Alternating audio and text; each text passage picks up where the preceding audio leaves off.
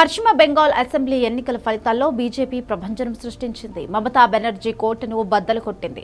15 ఏళ్ల తృణమూల్ పాలనకు తెరపడింది. ఈ ఎన్నికల ఫలితాల్లో అనేక సంచలనాలు మొదలయ్యాయి. అందులో ఒకటి కలిత మాజీ విజయం. ఇళ్లలో పని మనిషిగా పనిచేస్తూ నెలలో కొద్దిగా వచ్చే జీతంతో జీవనం సాగిస్తున్న కలిత ఇప్పుడు ఎమ్మెల్యేగా విజయం సాధించింది.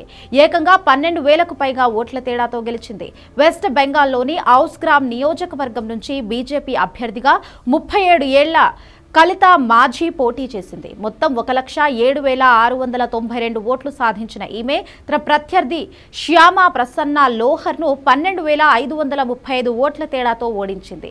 ఇక్కడ ట్విస్ట్ ఏంటి అంటే 2021 అసెంబ్లీ ఎన్నికల్లో కూడా కలిత పోటీ చేసింది. అయితే తృణమూల్ కాంగ్రెస్ కు చెందిన అభేదానంద థాండర్ చేతిలో 11,815 ఓట్ల తేడాతో కలిత మాజీ ఓడిపోయింది. ప్రస్తుత ఎన్నికల్లోనూ బీజేపీ ఆమెను బరిలోకి దింపగా స్థానిక ప్రజల మద్దతు భారీ విజయాన్ని నమోదు చేసింది. కలిత మాజీ భర్త, ఆమెకు ఒక కొడుకు కూడా ఉన్నారు. గత 2 దశాబ్దాలుగా ఇళ్లలో పాచిపని చేస్తూ అతి సాధారణ జీవనం సాగిస్తున్న ఈమె ఇప్పుడు ఏకంగా ఎమ్మెల్యే కావడం ఆ రాష్ట్ర రాజకీయాల్లో సంచలనంగా మారింది.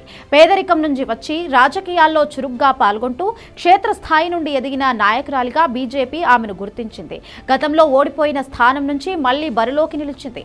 బీజేపీ ఆమెను ఎమ్మెల్యే అభ్యర్థిగా ప్రకటించినా పలు ఇళ్లలో పనులు చేసుకుంటూనే ప్రచారం చేసి గెలిచింది కలిత.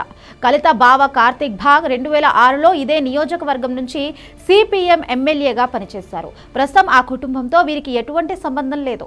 అయితే ఒక సాధారణ కార్మికురాలు ప్రజాప్రతినిధిగా విజయం సాధించడం ప్రజాస్వామ్యానికి నిదర్శనమని స్థానిక ప్రజలు కొనియాడుతున్నారు.